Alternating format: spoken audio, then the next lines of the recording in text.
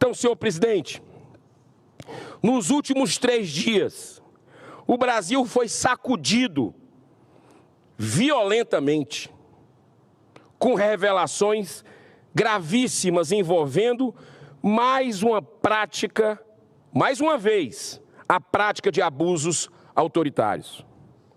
Ou seja, um verdadeiro golpe na democracia promovido por um ministro da nossa Corte Suprema.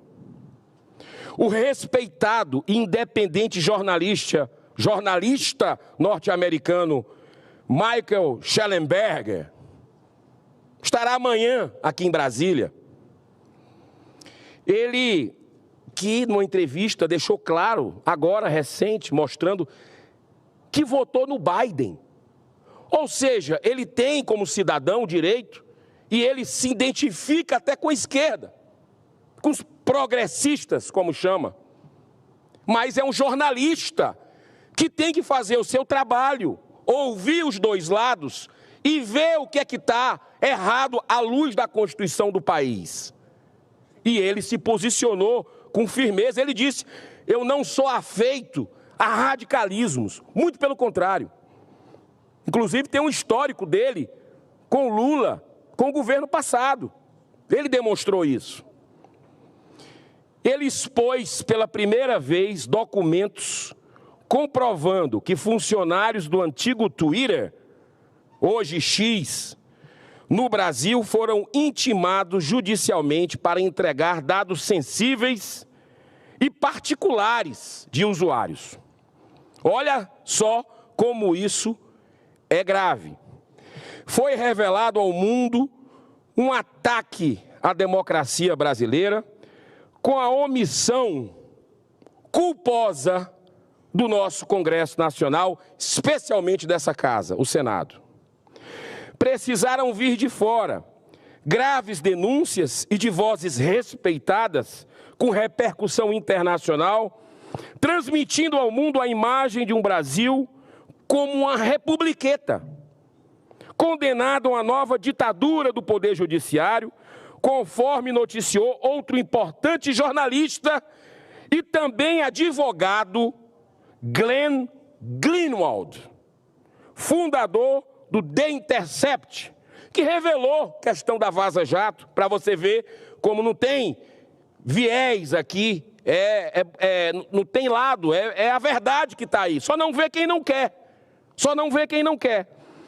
Então, o próprio Glenn Greenwald concorda com a análise de que o Brasil está vivendo algo muito estranho, que não tem mais democracia, que ela se tem que estar em frangalhos. E nós precisamos recuperar nosso dever, eu acredito muito na capacidade de bom senso de todo ser humano, de reflexão, dos caminhos que estão trilhando em suas atividades. Em sua matéria, diz Michael, matéria recente, e o interessante, o senhor é católico. O interessante, Chico, a minha esposa é católica e a gente foi para a missa ontem. Eu não sabia. Ontem foi o domingo da Divina Misericórdia, que o Papa João Paulo II, em 1980, fez essa resolução. E é muito interessante porque é o segundo domingo após a Páscoa. E a revelação dos arquivos do Twitter, desse submundo da censura política no Brasil, foram revelados na sexta-feira. E ontem, domingo, o Elon Musk fala que vai dizer o que é que ele foi proibido de revelar na sua própria rede social. Olha só que interessante o que o Michael falou. O Brasil está envolvido, abro aspas, do jornalista independente internacional. O Brasil está envolvido em uma ampla repressão à liberdade de expressão, liderada por um juiz da Suprema Corte chamado Alexandre de Moraes. Colocou pessoas na prisão sem julgamento por coisas que postaram nas redes sociais. Ele exigiu a remoção de usuários das plataformas de mídia social e exigiu a censura de postagens específicas, sem dar aos usuários qualquer direito de recurso, ou mesmo o direito de ver as provas apresentadas contra ele. Fecho aspas. E continuou dizendo, abro aspas de novo, o Michael, jornalista, guardem o nome desse homem corajoso, que cumpre o seu dever como um profissional da comunicação.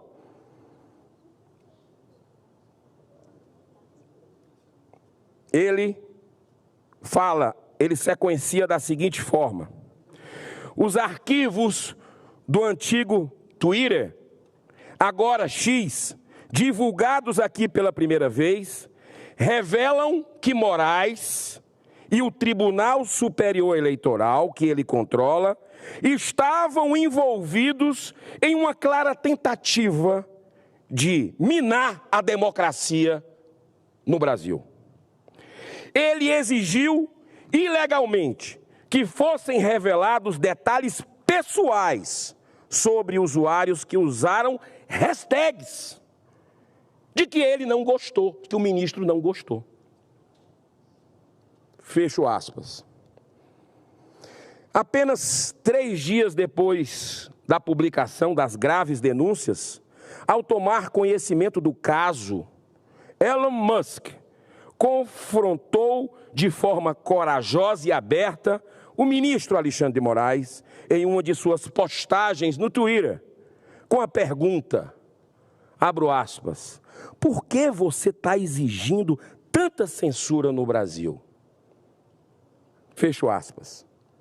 É importante salientar que só em ditaduras, como a Rússia, senadora Damares, como o Irã, China, Coreia do Norte, dentre outras, é que ocorrem restrições, bloqueios, controle e censura nas redes sociais.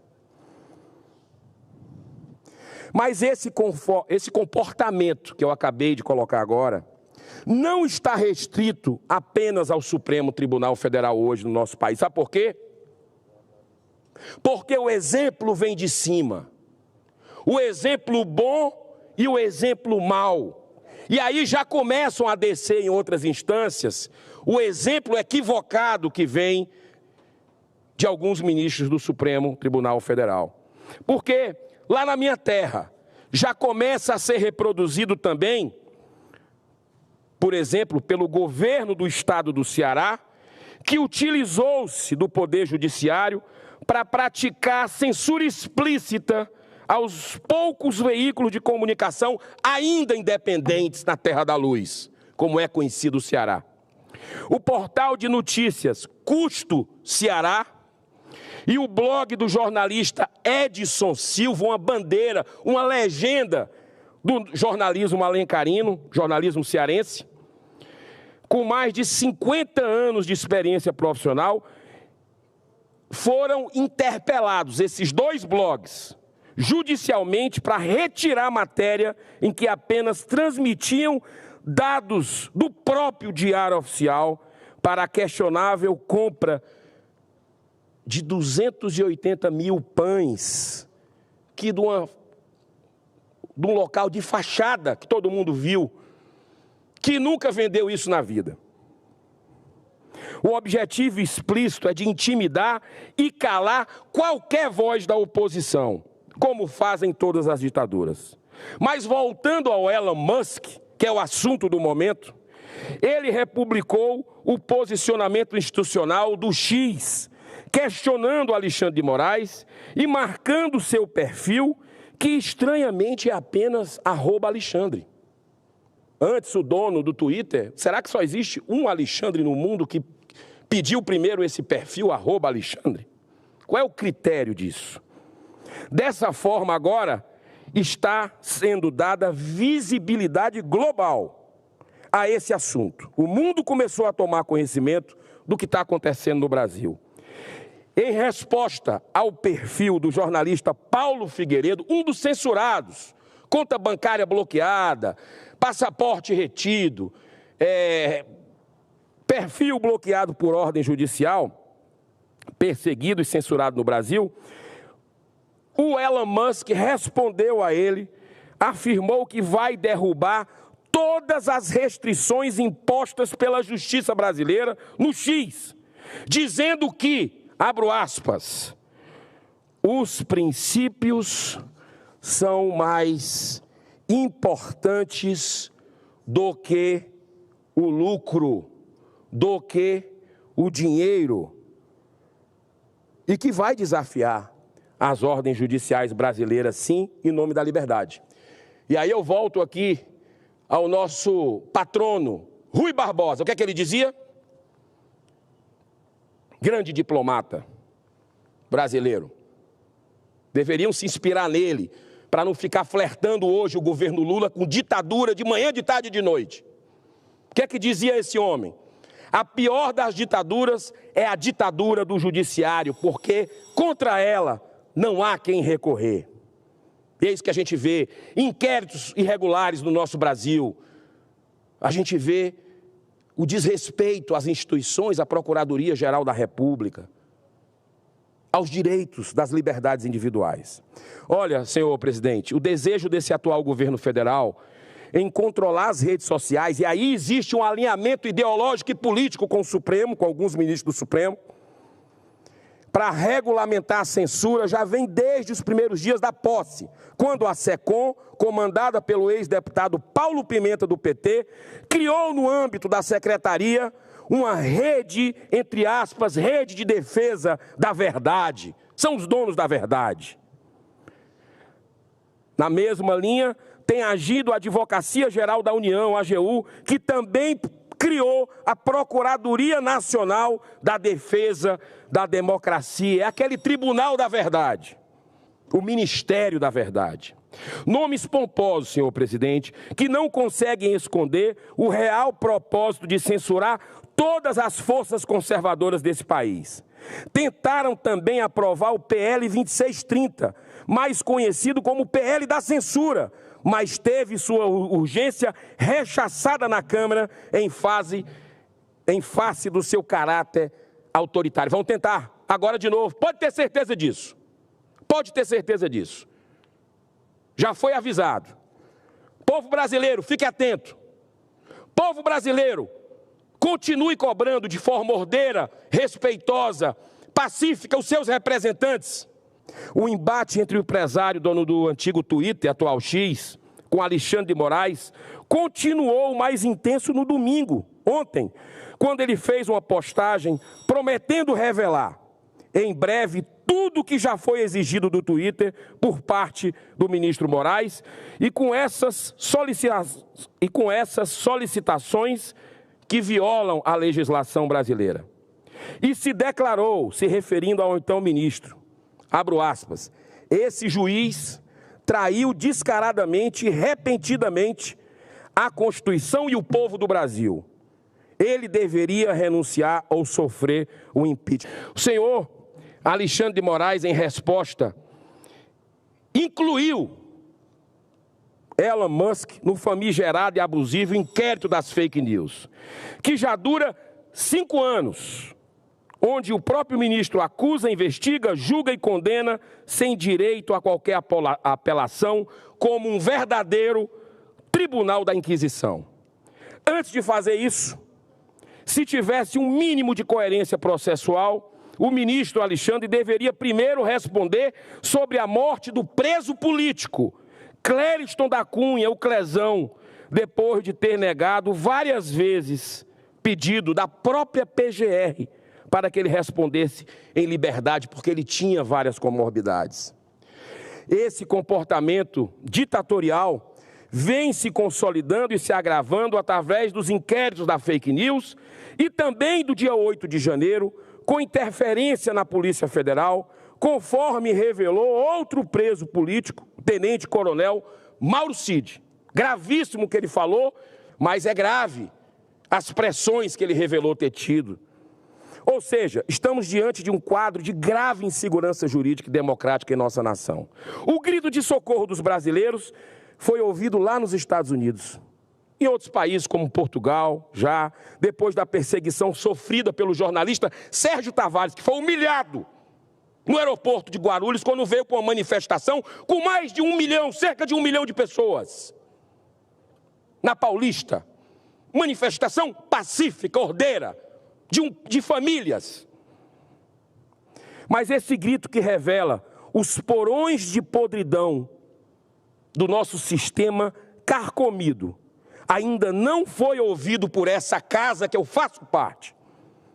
Por isso digo que está valendo a pena o esforço de alguns parlamentares em denunciar tamanhos abusos em organismos internacionais. Eu fiz parte de algumas dessas delegações e continuarei fazendo. Sei que muitos parlamentares gostariam de estar também se manifestando, mas hoje existe um clima de medo até no parlamento brasileiro.